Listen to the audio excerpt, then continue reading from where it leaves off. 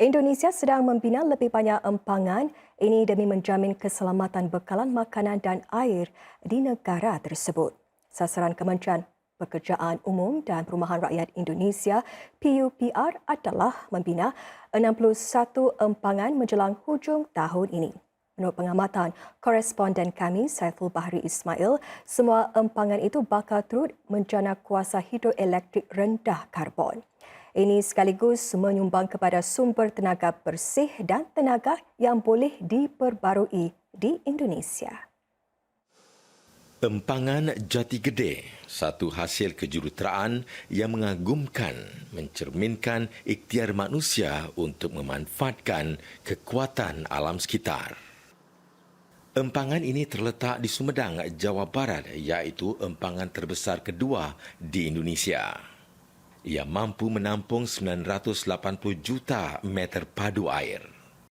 Empangan berkuasa hidro dibina pada paras lebih tinggi dan memanfaatkan potensi tenaga air untuk menjana elektrik. Apabila air dilepaskan dari empangan, daya tarikan bumi mencipta tekanan yang kuat bagi memutarkan bilah-bilah turbin. Ini kemudian memutarkan alat penjana yang menghasilkan tenaga elektrik. Air mengalir keluar dari turbin menerusi saluran menuju ke sungai untuk meneruskan perjalanan. Loji kuasa hidro Jati Gede memiliki kapasiti 110 megawatt dan menggunakan air dari empangan. Ia menyumbang kepada grid elektrik antara Pulau Jawa dengan Bali. PLTA ini ia berfungsi untuk peaker, jadi hanya untuk jam puncak saja. Pukul 17 sampai dengan 22. Karena kita memanfaatkan air yang ada di bendungan Jati Gede, kita menyesuaikan. Jadi ketika air yang dilepas untuk kebutuhan irigasi di bawah, kita manfaatkan. Lah, di jam-jam tersebutlah kita manfaatkan untuk menggerakkan dari turbin atau pembangkit ini. Empangan Jati Gede memiliki keluasan permukaan air lebih 4,100 hektar, menjadikannya sesuai untuk memanfaatkan tenaga suria. Terdapat rancangan untuk memasang panel-panel suria terapung bagi melengkapi kuasa hidroelektrik yang sudah pun dijana oleh empangan tersebut. Rencana pembangkit listrik tenaga surya pun ini sudah dilakukan studi-studi dari PLN, dan ditargetkan 2024 ini juga sudah beroperasi untuk pembangkit listrik tenaga surya dengan kapasitas 100 megawatt. Artinya kurang lebih di bawah 10% dari luas area genangan itu akan dimanfaatkan untuk pembangkit listrik tenaga surya terapung. Empangan Jati Gede bukan sahaja menjana tenaga boleh diperbarui yang bersih, tetapi juga menyediakan jaminan bekalan air.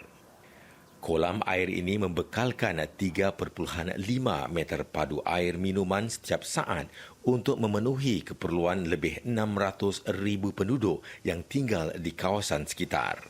Selain itu, air di dalam empangan itu juga membantu meningkatkan keterjaminan makanan. Salah satu fungsi empangan Jati Gede ialah untuk pengairan. Air dari empangan ini mampu mengairi kira-kira 90,000 hektar lahan pertanian di 3 daerah, Majalengka, Cirebon dan Indramayu. Lebih 1 juta petani dapat manfaat daripada sistem pengairan empangan Jati Gede. Daerah Indramayu menghasilkan lebih 816,000 tan beras tahun lalu, menjadikannya pengeluar beras terbesar di wilayah Jawa Barat.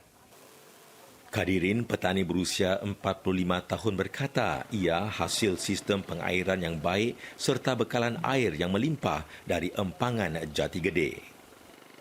Sangat membantu sekali karena petani sekarang nggak khawatir kalau nggak ada hujan, nggak ada khawatir.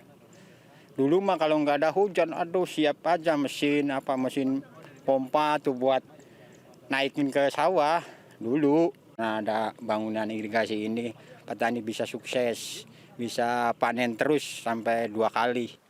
Namun tidak semua orang meraih manfaat daripada pembangunan empangan Jati Gede. Mahfudin hilang mata pencarian apabila sawah padinya ditenggelami air projek empangan. Peladang berusia 63 tahun ini perlu menyesuaikan diri untuk bertakat. Kini beliau seorang pengusaha berbeza menternak ikan di kolam air terapung di kawasan Tadahan. Dukanya terlalu banyak sih ya. Kita banyak digunjang-ganjingkan dengan akan ditertibkan lah, kita dikurangi. Ya kita ikutin aja. Berharap banyak lah dari pemerintah ya. Satu mungkin ya legalnya ini kita. Biar nggak digunjang-ganjing gitu ya. Legalnya, perda itu.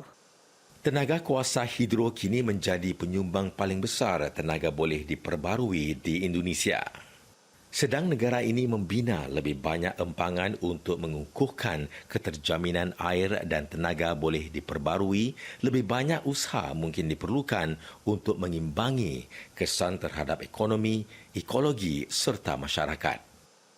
Saiful Bahri Ismail untuk Berita Mediacorp, Sumedang, Indonesia.